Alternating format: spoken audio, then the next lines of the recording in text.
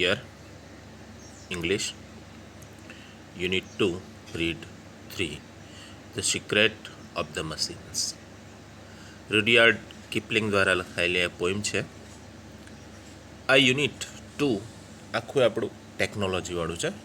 પહેલાં રીડમાં આપણે ઓટોફેબ ટેકનોલોજીની વાત કરી, સેકન્ડ રીડમાં આપણે પ્રણવ મિસ્ત્રી વિશે વાત કરી, અને આ રીડ 3માં તમને સરસ મશીન્સના જે સિક્રેટ મીન્સ રહસ્ય, એ મશીનનું શું રહસ્ય છે એના વિશે રૂડિયાર્ડ કિપલિંગે બહુ સરસ કવિતા લખી છે. તો આપણે જોઈએ આ poem. The secret of the machines. We were taken from the ore bed and the mines. Ore bed એટલે કે ધાતુની ક્યારી જે હોય તે, માઇન્સ એન્ડ ધ માઇન અને ખાણ. અમને ધાતુની ક્યારીઓ અને ખાણમાંથી લાવવામાં આવ્યા. મટીરિયલ જે મશીન બને ને, મશીન છે ને લોખંડનું બનતું હોય છે, તો એ લોખંડ આપણને ક્યાંથી મળે? ખાણોમાંથી. એને રો મટીરિયલ હોય એને પ્રોસેસ કરીને એમાંથી લોખંડ બનાવવામાં આવે. એટલે અહીંયા કહે છે કે વી વેર ટેકન ફ્રોમ ઓરે બેડ, એટલે કે ધાતુની જે ક્યારીઓ જે છે અને ખાણો છે એમાંથી અમને લાવવામાં આવ્યા. We were melted in the furnace and the pit. એ કાચી માટી લાવી, રો મટીરિયલ લાવી અને આપણે શું કરીએ, કેવી રીતે એને પીગાળવામાં આવે ભઠ્ઠીમાં. એન્ડ ધ પીટ એટલે ખાડો ઊંડો, ભઠ્ઠી, એ ભઠ્ઠીમાં અમને પીગાળવામાં આવ્યા. We were cast and wrought and hammer to design. Cast એટલે બીબું હોય ને, તે જે શેપમાં આપણે મશીનનો પાર્ટ બનાવો હોય એ શેપમાં આપણે એને કાસ્ટ કરીએ ને, કાસ્ટ. એન્ડ શેપ, રોટનો મીન થાય છે શેપ, આકાર આપવામાં આવ્યો. એન્ડ હેમર્ડ, ધાતુને ટીપવામાં આવે છે, ડિઝાઇન એને ઘાટ આપવા માટે. તો કે છે we were cast and wrought and hammered to design. We were cut and filed and tooled and gauged to fit.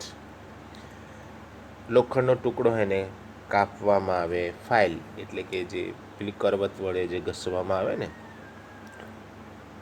તે file.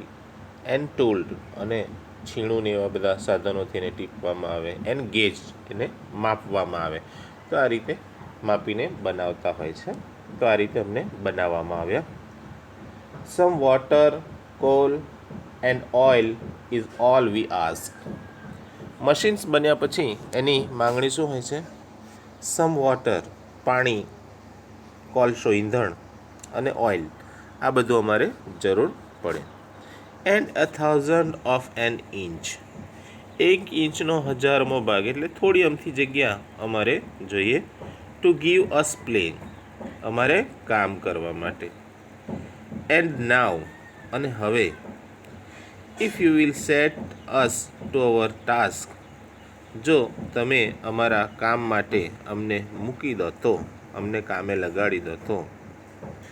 We will serve you 4 and 20 hours a day. અમે તમને 4 and 20 એટલે 24 કલાક કામ કરી શકીએ. We can pull and haul and push and lift and drive. જો machine કયા કયા કામ કરી શકે છે? વી કેન પુલ, પુલ એટલે ખેંચવું. હોલ એટલે ડ્રેગ એટલે પણ ખેંચવું થાય. એન્ડ પુશ, ધક્કો મારીએ. એન્ડ લિફ્ટ, ઉચકી શકીએ. એન્ડ ડ્રાઈવ, અને એનું વહન કરી શકીએ છીએ. We can print and plug and weave. અમે પ્રિન્ટ પણ કરી શકીએ, અમે ખેડાણ પણ કરી શકીએ. વી કેન વીવ, પાકની લણે પણ શકીએ. We can heat and light, અમે ઉર્જા પણ ઉત્પન્ન કરી શકીએ અને પ્રકાશ પણ આપી શકીએ છીએ. We can run and race and swim and fly and drive. અમે દોડી પણ શકીએ છીએ, રેસ ઝડપથી પણ દોડી શકીએ છીએ. એન્ડ સ્વિમ, તરી પણ શકીએ છીએ, ઉડી પણ શકીએ છીએ અને ચાલી પણ શકીએ છીએ. We can see and here and count and read and write. અમે જોઈ પણ શકીએ છીએ, સાંભળી શકીએ છીએ, ગણી શકીએ છીએ, વાંચી શકીએ છીએ અને લખી પણ શકીએ છીએ. આ બધા મશીનો દ્વારા કામ થતા હોય છે. ખેંચવાનું છે, લણવાનું છે, ઉચકવાનું છે, બધા જ મશીનોથી આપણે કામ કરી શકતા હોય છે. પ્રિન્ટ પણ કરી શકીએ છીએ. બટ રિમેમ્બર, પણ યાદ રાખો, please the law by which we live. પણ અમે જે કાયદાથી જીવીએ છીએ એ ખાસ યાદ રાખજો. We are not built to comprehend lie. મશીનોની એક ખામી હોય છે. We are not built to comprehend lie. Lie એટલે જૂઠાણું, અનિષ્ટ. અમે ખોટી બાબતોને સમજી શકતા નથી. We can neither love nor pity nor forgive. અમે કોઈને ચાહી પણ નથી શકતા, અમને દયા પણ નથી આવતી કે અમે માફી પણ આપતા નથી. જે સામાન્ય મનુષ્ય સ્વભાવના ગુણો હોય ને, કે જૂઠાણું સમજવું, ચાહવું, દયા રાખવી, માફ કરવું, આ બધા મનુષ્યના જે ગુણો છે એ અમારામાં નથી. If you make a slip, જો તમે એક ચૂક કરશો, ટુ મેક એ સ્લીપ એટલે ભૂલ કરશો, ઇન હેન્ડલિંગ અસ, અમને અમારું સંચાલન કરવામાં, યુ ડાય, તો તમે મરી પણ શકો છો.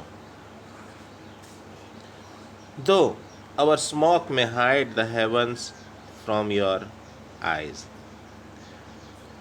પ્રદૂષણની વાત કરીએ કે અમે જે પ્રદૂષણ કરીએ, જેના લઈને તમારી આંખોથી સ્વર્ગ,